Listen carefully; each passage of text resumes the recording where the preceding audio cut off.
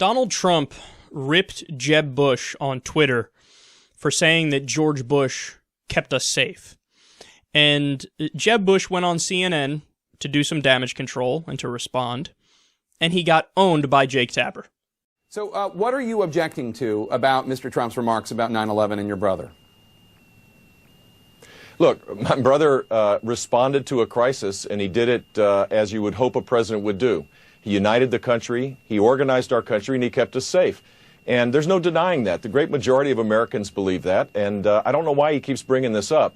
It doesn't show that he's a serious person as it relates to being commander-in-chief and being the architect of a foreign policy. Across the spectrum of foreign policy, Mr. Trump talks about things that as though he's still on The Apprentice. I mean, literally talking about Syria, saying ISIS should take out Assad, then Russia should take out ISIS, as though it was some kind of board game and not a serious approach. This is just another example of the lack of seriousness, and this is a serious time. We're under grave threats again, and I think we need a president with a steady hand. To play devil's advocate, do you think it's at all possible that your loyalty to your brother, while very admirable on a personal level, might be in some ways a political or policy liability, blinding you to mistakes he made?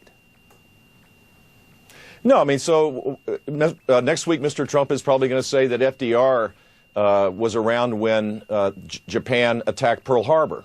It's what you do after that matters, and that's the sign of leadership. It's not does anybody actually blame my brother for the attacks on 9/11? If they do, they're totally marginalized in our society. It's what he did afterwards that matter, and I'm proud of him, and so are a bunch of other people. You don't have to have your last name named Bush to be able to understand that. And it just calls into question Mr. Trump's credibility as a commander-in-chief and an architect of the next generation foreign policy, which we desperately need in this country right now. Obviously, Al-Qaeda was responsible for the terrorist attack of 9/11. But how do you respond to critics who ask, if your brother and his administration bear no responsibility at all, how do you then make the jump that President Obama and Secretary Clinton are responsible for what happened at Benghazi? Well, it's the question on Benghazi, which is hopefully will now finally get the truth to, is was the place secure? They had a responsibility in the Department of State to have proper security. There were calls for security. It looks like they didn't get it. And how was the response in the aftermath of the attack? Was there a chance that these 4 American lives could have been saved? That's what the investigation is about. It's not a political issue. It's not about the broad policy issue.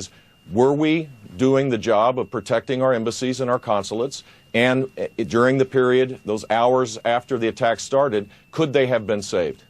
Well, that's kind of proving the point of the critics I was just asking about, because you don't want to have your brother bear responsibility for 9/11, and I understand that argument, and Al-Qaeda is responsible, but why are the terrorists not the ones who are responsible for these attacks in Libya? They are. Of course they are, but if the ambassador was asking for additional security and didn't get it, that's a proper point. And if it's proven that the security was adequate compared to other embassies, fine, we'll move on. So in Benghazi, perhaps there were, some memos beforehand that said, hey, we may have a problem here, you might want to pay attention to it. And because of that, obviously you can blame Hillary Clinton, you can blame President Obama. They failed when it came to security. It's not like with my brother when it came to the 9/11 attacks, the worst attacks on American soil ever, that there was some kind of memo beforehand that said something like, Bin Laden determined to attack in United States. Oh, that's right. That's exactly what happened. Intelligence agencies had repeatedly warned George Bush about Osama bin Laden and Al-Qaeda, and he didn't do dick about it. He did nothing about it. In fact, Clinton used to have meetings on bin Laden often. George Bush did not. Bin Laden determined to strike in U.S., and what did George W. Bush do about it? Nothing. He read fucking My Little Pony or whatever the fuck it was to some little kids. And then when he was told that the country's under attack, he had to sit there for a little bit to collect his thoughts instead of springing right into action. The country's under attack. Anyway, where was I, kids? Page 8, was it? Come on. No, what's so annoying about this is the double standard.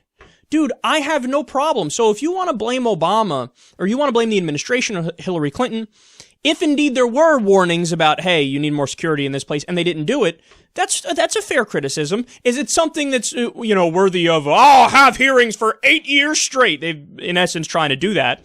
No, it's not. But is there a criticism to be had there of, you should have had your shit more together? Absolutely. That's a fair criticism. But when it comes to George Bush, why is that not also a fair criticism? That's the most fair criticism I've ever heard.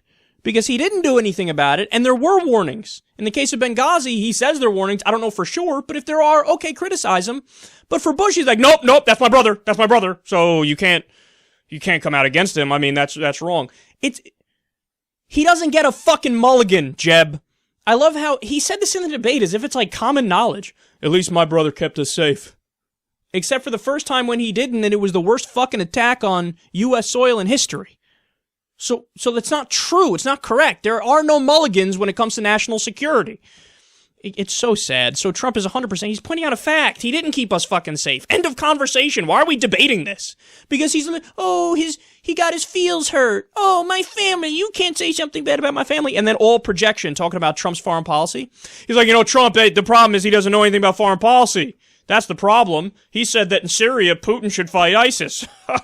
He thinks that the world is like a chessboard or something. No, all projection. You think the world is a chessboard, and your foreign policy sucks. You think the world is a chessboard because you come from the same neocon school of thought that your brother did and Bill Kristol and Paul Wolfowitz, where they think U.S. power needs to dominate everywhere. And you're the one that, when you laid out your Iraq policy recently, it's identical to your brother. It's identical to it. So you're attacking Trump for his foreign policy. I'm no fan of Trump, but when Trump says in Syria, we should do nothing, and we should maybe let Putin kill jihadist rebels, that's a much smarter thing than anything you've ever said on foreign policy. So it's just embarrassing. You're a fucking embarrassment. Okay? You're born with a silver spoon in your mouth. Daddy was president. Your brother was president. And you want to do it. So when we sit down at Thanksgiving dinner, we can talk about when we led the country and were fucking controlled like corporate puppets. That's what it's all about. Oh, you're a big sellout family, just like the Clintons. So this isn't a partisan fucking thing I'm doing here. But you're a sellout. You're corporate puppet 101. They know they can trust you. Nobody fucking likes you in the country. But Daddy and my brother were president, so I'm going to defend my brother on TV, and I can't wait until I can become president because it's a family thing. We have dynasties in America. Tell me again how we're a democracy?